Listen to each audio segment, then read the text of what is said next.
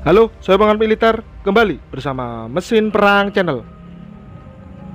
Kementerian Pertahanan Indonesia menerima kunjungan Duta Besar Korea Selatan, Mr. Lee Sang-deok, di kantor Kementerian Pertahanan Indonesia pada Rabu 6 Maret 2024. Dalam pertemuan tersebut, keduanya berkomitmen membahas kerjasama bidang pertahanan.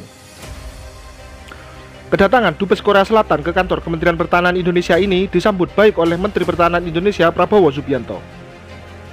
Pembahasan keduanya ini menekankan pentingnya memperkuat hubungan antara Indonesia dan Korea Selatan dalam bidang pertahanan. Menhan juga menegaskan komitmen Indonesia untuk memperdalam kerjasama bilateral guna meningkatkan kapabilitas pertahanan kedua negara. Dalam pertemuan ini, kedua negara berkomitmen menjajaki peluang untuk memperkuat kolaborasi dan keterbukaan untuk bekerjasama dalam hal transfer of teknologi. Hal ini tentunya akan berdampak pada peningkatan kapabilitas pertahanan ke depan yang lebih baik. Selain itu, Menhan juga menyampaikan penghargaan yang sebesar-besarnya atas kontribusi Korea Selatan yang sangat berharga terhadap proyek pertahanan bersama Indonesia, sehingga ke depan berharap upaya kedua negara di masa depan tidak hanya memprioritaskan kualitas tetapi juga teknologi mutakhir dan transfer pengetahuan. Ada beberapa kerjasama transfer of teknologi yang diberikan kepada Korea Selatan ke Indonesia hingga sejauh ini, yakni pembangunan kapal selam Changbogo Class, pesawat tempur KF-21 Borome yang saat ini tengah dikembangkan, serta anti-tank guided missile atau ATGM.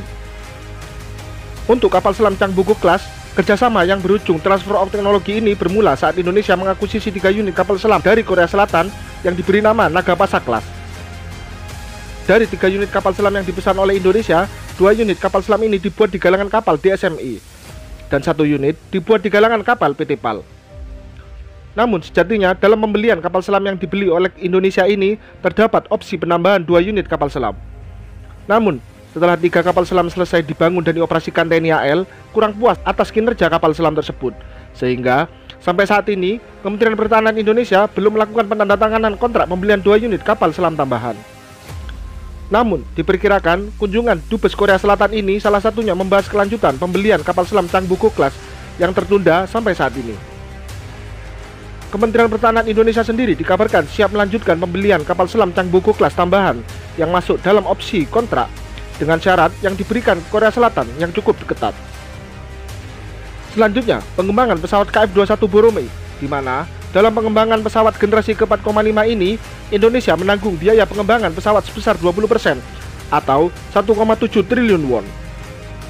Namun, hingga prototipe ke-006 serta baik pilot dan insinyur Indonesia telah dikirim ke Korea Selatan, Indonesia masih memiliki tunggakan ke Korea Selatan. Serta yang terakhir, kerjasama dan transfer of teknologi ini yakni pengembangan anti-tank missile guided atau ATGM Raibol bersama Korea Selatan. Melalui Republik Corps, Kementerian Pertahanan Indonesia menjalin kerjasama dengan LIG Next 1 untuk produksi dan memberikan transfer of teknologi berbagai jenis rudal yang diproduksi oleh LIG Next 1. Kerjasama antara kedua perusahaan atau kolaborasi yang telah ditandatangani ini bernilai sekitar 35 miliar won, yang mana mencakup anti-tank guided missile Raibol.